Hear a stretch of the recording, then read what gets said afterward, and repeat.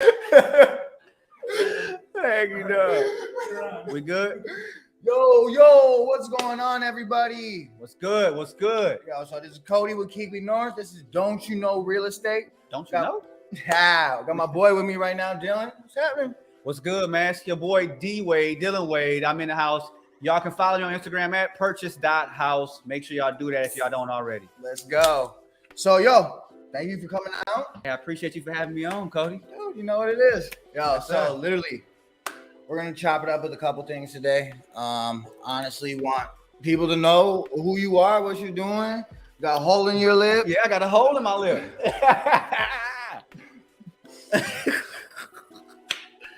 But yeah, no, like for real. Tell me a little bit about yourself. What were you doing before real estate? What was I doing before real estate? Man, I've been in real estate for about 10 years now. So before real estate, I was in high school.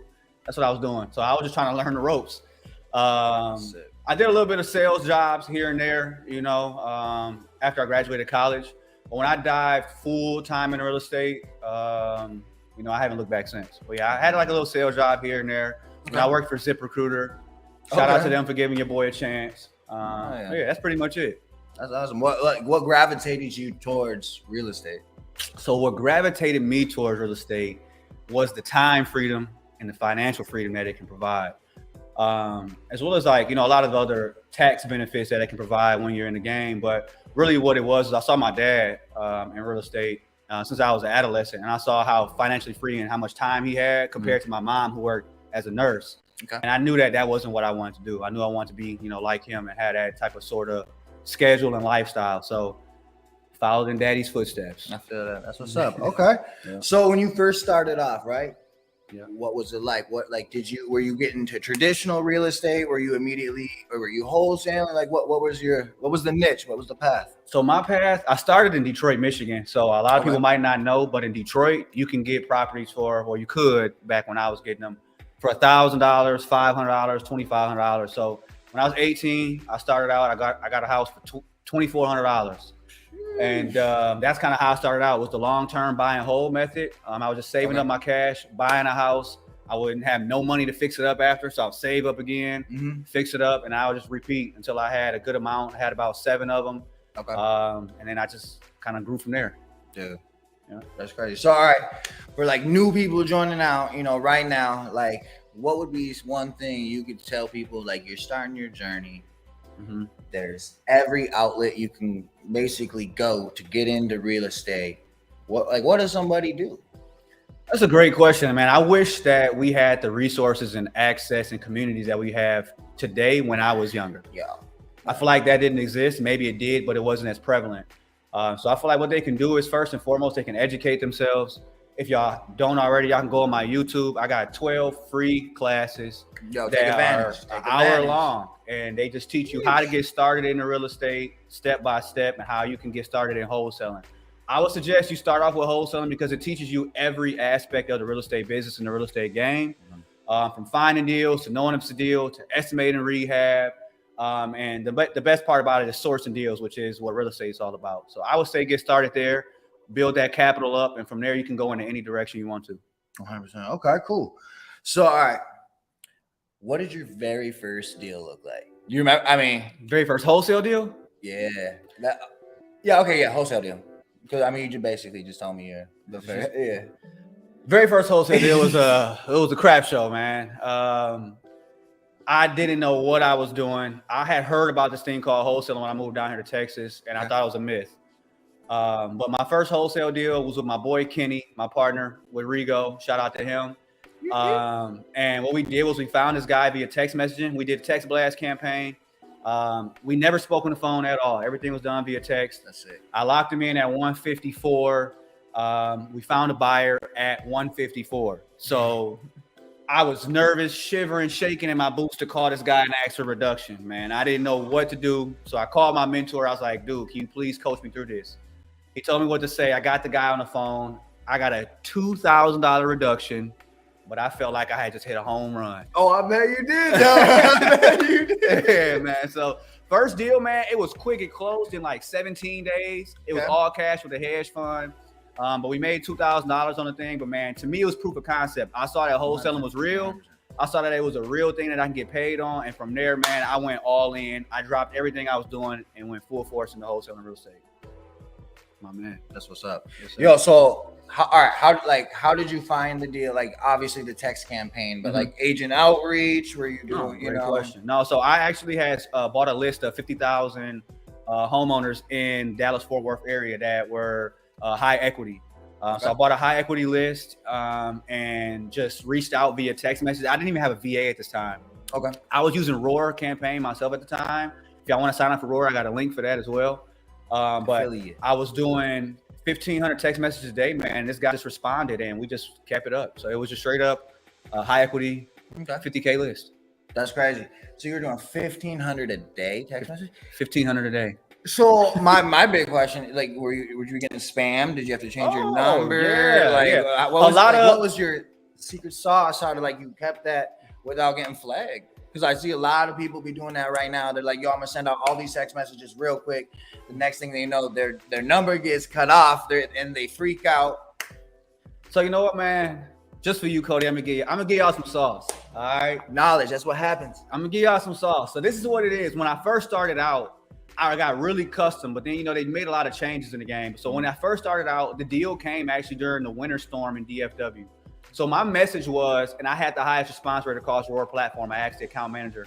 My text message said, "Hey, first name, I hope you're staying warm during these chilling times. Let me know if you need any help." So it wasn't even nothing about the property. I just catered to them staying warm because pipes were bursting, people were freezing. It was the first snowstorm out here. And I just kept it very generic in general. So I had a high response rate, people responding back to me. And from there, I asked, do you want to sell 123 Main Street? So that's it. That's how it is. But even today, I'll give y'all the sauce today. Just say, hey, James, how are you doing today? Don't ask anything about the house. You're going to get a 27 to 35% response rate. From there, once they opt into your text message, that's when you can ask about 123 Main Street. You hear about it. Make it a personal. Like you're trying to really help them. Yeah. So I really like that. I don't do it that way. So that's some knowledge for me that I'm gonna try add into my game right now because Minnesota, it's cold all the time. You know what I'm saying? Yeah. So that's a great line to let people know. Like, yo, hey, how you doing? I hope you're staying warm this winter. I hope you're staying warm. Yeah, I'd love to help you any way possible. Exactly. Just keep it as open as possible and just act like you know them. Because after that, they're going to respond back. Who are you? Or how do I know you? Right. This is James. I'm looking to buy your house. There you go. And you'll know right away. Yeah. That's what's up. So, okay. You've built an empire, man. Come on. I wouldn't call it like that, man. Dude, you've been in the game for you a vet now. Yeah, I will say I'm a vet. I'm like LeBron now at this point. But what do you think your future is looking like? What do you want? Man, what do I want? My future needs to look like financial freedom. So what does that look like to you? What that looks like to me is passive income coming in from doors. The wholesaling, the being in the day-to-day of operations for me is not long-term. I love what I do. I love real estate, but ultimately I'm a free-spirited person that loves to travel. I want to spend time with my wife, with my future kids. That's what it looks like to me. So taking all the funds that I have, all the knowledge that I have, giving back to the community, giving back to people that are in the position I was in 10 years ago. And man, just creating that passive income. So pouring everything I have into, getting doors. 100%. And is real estate going to be like one of your only doors, or is it like, I don't want to say stepping stone, but like a stepping stone to give you the financial freedom to do what you want to do? I'm gonna be honest. I'm an entrepreneur at heart. So I built mobile apps. I've had a food truck. So, I'm sure I'm going to be always wanting to do something new. But after I built the passive income for my family and I to come, I really just want to relax, man. Be in Belize, Thailand, wherever it may be, and just be taking it easy on the beach, chilling. That's what's up. That's me. Now, from right here, what steps are you doing to get there right now? So what I'm doing to get there right now is, first and foremost, is discipline in my spending. I'm a person that loves to give, Mhm. but you have to limit it because you 100%. got to be able to save and invest for that future. So 100%. the steps I'm taking, man, is I'm just going as hard as I can. So my wife can attest to this. For the last like 6 months, man, I've been working 12-hour days, just going as hard as I can. And I know that I'm young. I still got a lot of energy in me. So for the next 3 to 5 years, I'm going to be doing those 10 to 12-hour days where I'm just going as hard as I can and putting up everything that we can for our future. So, you know, right now I've been focusing a lot on the multifamily type of things and portfolios. So that's kind of where I'm going, and big land deals because of the spreads on the assignments. And wholesaling these deals? Wholesaling these deals, yeah. So I don't want to take anything down right now. I want to just build as much capital as possible. Okay. And then when the opportunities present themselves, then I'll take something down. But Okay. I love being able to, you know, wholesale something that's like, you know, 40 plus units or whatever it is, big land. Yeah. I'm gonna give y'all another thing that I've been doing is I've been going after the $1 million plus homes and getting them under contract for like 60 cents on the dollar and going to all the luxury realtors and seeing if they can dispo it for me. That's actually pretty close. So That's actually, I like that. yeah. So the spreads are nice on those. Okay. And they don't, and since it's such a high price, they don't really care on how much are you locking them up for. No, they don't really care. You know, so like the first deal that really opened my eyes to it was out in Houston. It was a house worth 1.8. We got it for 1.1, and we ended up selling it for 1.35. So it was a nice spread, Yeah. and everybody was happy. That's super cool.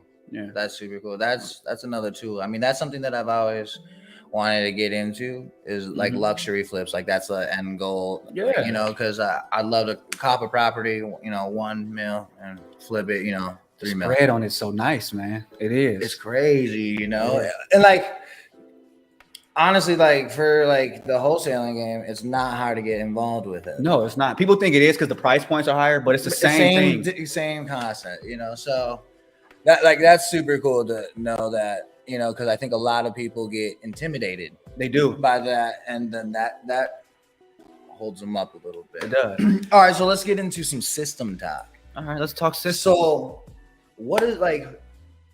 Obviously, do you have systems? Yes, I wouldn't be where I am today without systems. Shout out to my mentor. He's the one that told me to get systems in place. It's the only way you're gonna really scale and be in this game long term. 100%. You guys hear me preach it nonstop. Systems, and your KPIs.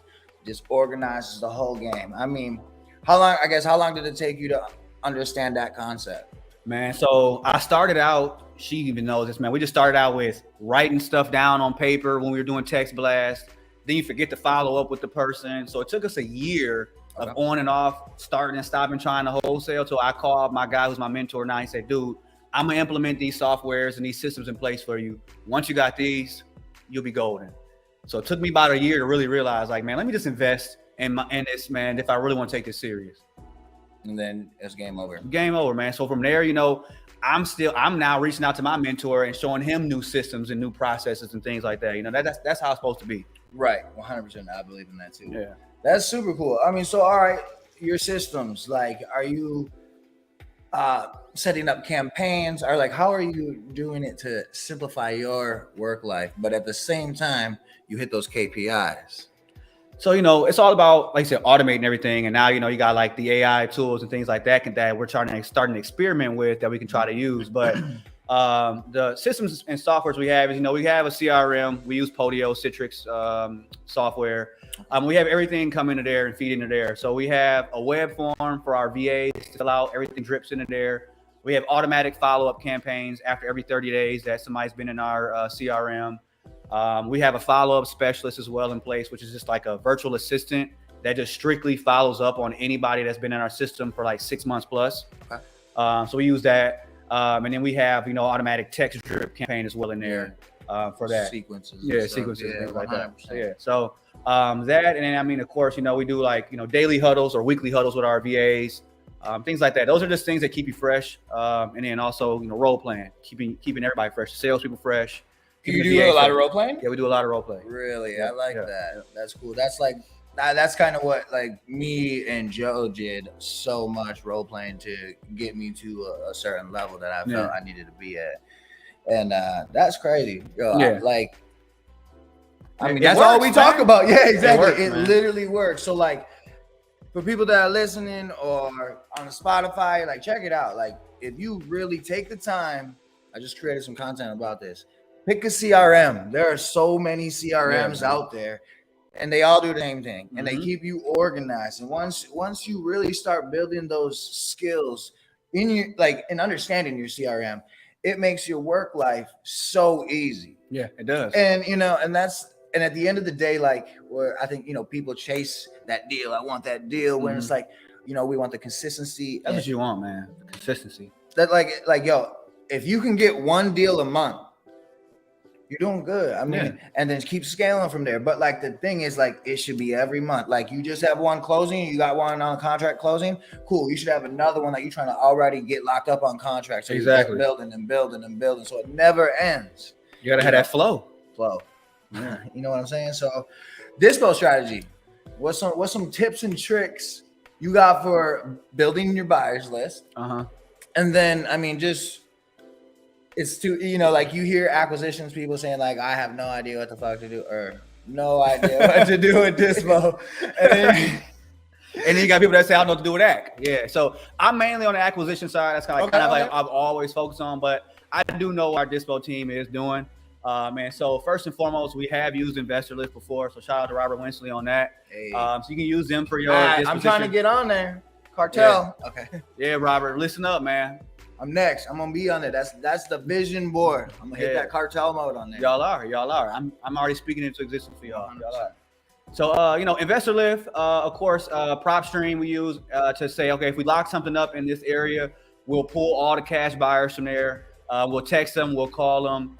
That's one method. We also partner up with all the biggest wholesalers in our community. So we are not afraid to partner up, man, and shoot the deal out in JV, man. I mean, we just put our juice on there. We say, hey, man, we want 15, 20 grand, whatever y'all get on top of that. We don't care.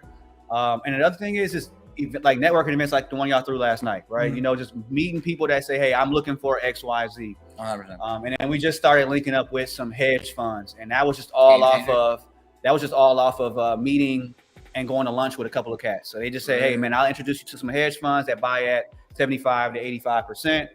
So that just got brought on our plate within the last, month and a half. So, but to me, man, it's a relationship business. It's all about people. It's not about the properties. It's about people.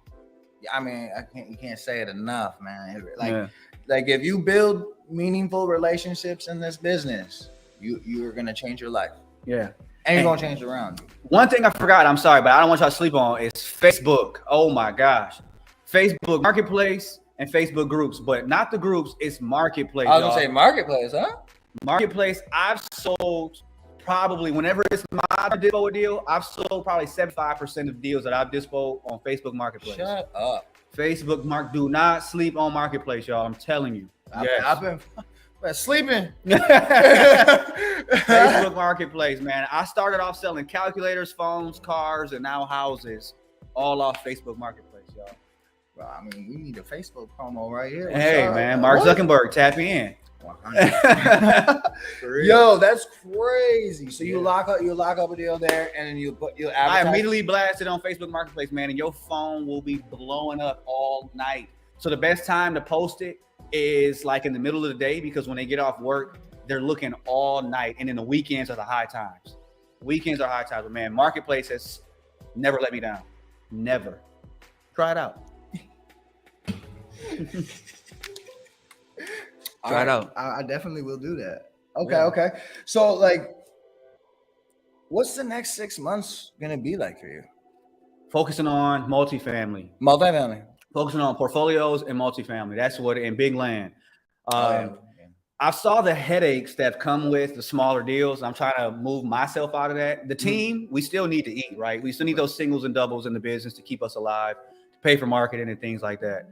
But I'm here for the home runs.